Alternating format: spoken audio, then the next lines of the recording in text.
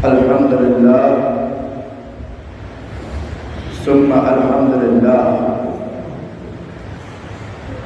মহান আল্লাহ রব্বুল আলামিনের দরবারে রহমত ও শুকর জাল্লা রব্বুল আলামিন আজকে মুসলমানদের হৃদয়ে রক্তক্ষরণের সময় আল্লাহ তাআলার ঘর মসজিদে আসার এবং বসার যে সুযোগ করে দিয়েছেন, এজন্য মহান প্রভুর দরবারে কালিমাতুশ শুকর আদায় করি। সকলে বলি আলহামদুলিল্লাহ।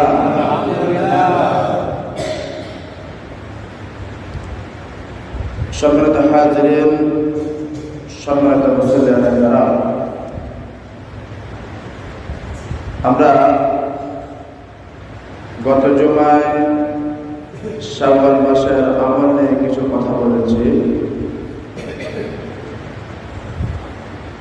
সময়ের পরিবর্তে সময়ের কারণে আমাদেরকে আজকে